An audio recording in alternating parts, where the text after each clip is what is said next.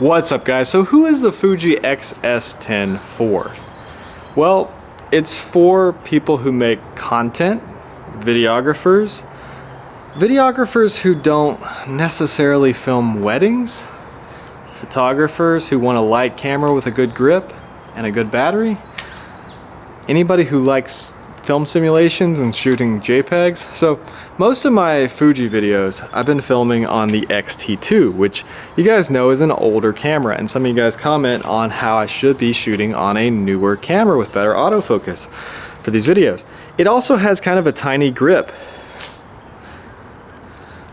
Sometimes when I have a telephoto lens out on it and I'm out here shooting wildlife, my hand does get kind of tired because it is a smaller grip. It's a nice grip, but it's definitely a little bit small for my hands. So the things I'm excited about with the XS10 is having that bigger grip, a larger battery, because the batteries do die pretty quickly on the older Fuji cameras, and the XS10 that I've shot on a lot definitely had a problem with the batteries dying pretty quick. So those two things are pretty important to me. I like having a flippy screen, but one thing I'm really excited about with the XS20 is nostalgic negative.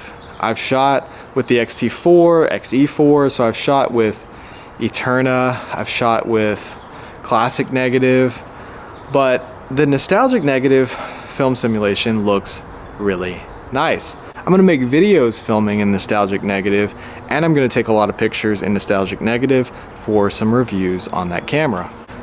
So I don't really care about 6K. I don't care about raw footage. I'm probably never going to use that. I don't think my computer could even handle editing it. You would have to get a new SD card that's really fast if you want to shoot anything like that. Honestly, I'll probably film most of my videos in 1080p. So I don't really care about the higher resolution. I do like slow motion though. I film skateboarding, so I like that 240 frames a second in HD. I also like to use slow motion when I'm out shooting video of birds or wildlife, because sometimes it makes the image look more stable and just more cinematic when it's slowed down. It's more interesting with birds, especially if they're moving really fast. So I like that the camera and the lens will have image stabilization. It has 7 stops, so it has an improved image stabilization system on the XS20. I think that's a big improvement, and that's important. I like to do a lot of handheld footage. So I think you could use the Fuji XS20 for professional use if you had the new app and you were transferring the photos while you were shooting to your phone as a backup to the SD card, since it only has one SD card slot. I have used the RP from Canon as a professional camera before, doing that same thing. So there are ways to get around the 2 card slots. That's not a really big deal, but there's a lot of good things about the Fuji XS20. I like that it's light, and yet it has a big grip. It looks nice.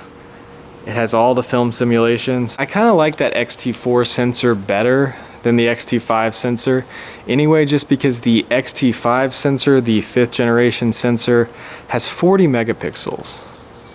And 40 megapixels is a lot more than 26. The files are going to be a lot bigger, but is it really better? I don't really crop into my images anyway, so I don't think I would need that 5th generation sensor, but having the 5th generation processor just makes everything go a lot faster, and you have more frames a second. So I think the Fuji XS20 is perfect for YouTubers, vloggers, videographers, and people who are doing any kind of professional work other than once in a lifetime shoots like weddings. So I hope you guys enjoyed this video. If you like this kind of content, scroll through my page, check out my other videos, and hit that subscribe button because I got a lot more videos to come. Thanks for watching.